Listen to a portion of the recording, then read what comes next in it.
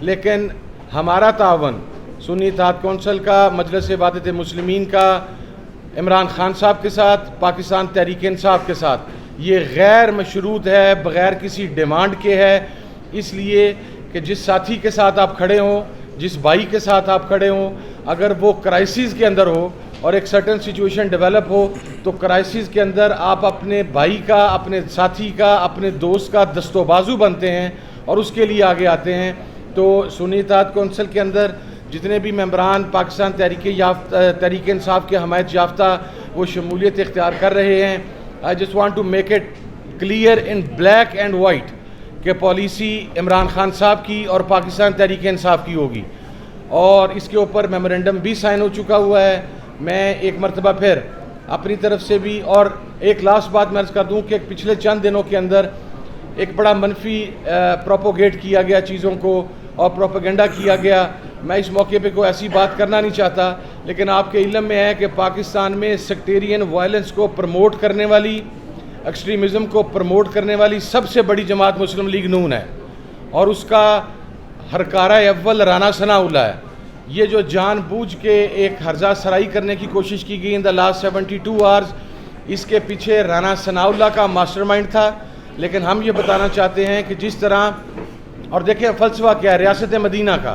ہم وہ دو مذہبی جماعتیں ہیں جو پاکستان میں نظام مصطفیٰ کی بات کرتی ہیں۔ نظام مصطفیٰ کیا ہے صلی اللہ علیہ وسلم؟ وہ ریاست مدینہ کا کانسیپٹ ہے، اور اسی وجہ سے ہم عمران خان صاحب کے ساتھ کھڑے ہیں۔ تو میں یہ بات کہنا چاہتا ہوں کہ میرا خیال ہے کہ آج جس طریقے سے آپ نے اتحادی امت کا مظاہرہ دیکھا، اور اس کا کریڈٹ پاکستان تحریک انصاف کی تمام قیادت کو، چیئرمین صاحب کو، سیکرٹری جنرل صاحب کو، تمام ذمہ داران کو، اور خصوصاً عمران خان صاحب کو جاتا ہے کہ انہوں نے سیکٹیرینزم سے، انہوں نے ایکسٹریمزم سے، انہوں نے مسالک کی وابستگی سے، انہوں نے تمام چیزوں سے بالائے طاق ہو کر ایک نئے پاکستان کی جو بات کرتے تھے، آج اس کی حقیقی امپلیمنٹیشن آپ کے سامنے ہے کہ یہ اتحاد کو آپ یہ سمجھیں کہ یہ اب سے نہیں ہے، یہ پاکستان تحریک انصاف کے ساتھ ہمارا اتحاد آج سے 7-8 سال پہلے سے ہے۔ یہ اب ایک نئی سچویشن ڈیولپ ہوئی ہے۔ کچھ لوگ یہ کہتے ہیں کہ یہ نیا اتحاد ہو رہا ہے، نہیں۔ پاکستان تحریک انصاف، مجلس وحدت المسلمین، سنی اتحاد کونسل اور دیگر جو الائز تھے، وہ گزشتہ 6-7 سال سے 8 سال سے پہلے ہی ایک اتحادی کی صورت کے اندر موجود ہیں۔ لیکن چونکہ جس طریقے سے الیکشن سے ایک روز قبل پاکستان تحریک انصاف کے انتخابی نشان بلے کو واپس لیا گیا، اور پھر کینڈیڈیٹس کی حیثیت کو انڈیپینڈنٹ کیا گیا، اور اس کے بعد چونکہ ایک نئی سچویشن ڈیولپ ہوئی، تو اس کے اندر بھی میں یہ بات واضح کر دوں کہ یہ سنگل ہینڈڈلی کسی کا فیصلہ نہیں ہے۔ یہ فیصلے کے اندر پاکستان تحریک انصاف کی قیادت، مجلس وحدت مسلمین کی قیادت، اور پھر اس کے بعد محترم عمران خان صاحب سے اس کی فائنل اپروول، یہ تمام چیزیں اس کے اندر شامل ہیں۔ تو یہ فیصلہ باہمی مشاورت کے ساتھ اور اتفاق رائے کے ساتھ کیا گیا ہے۔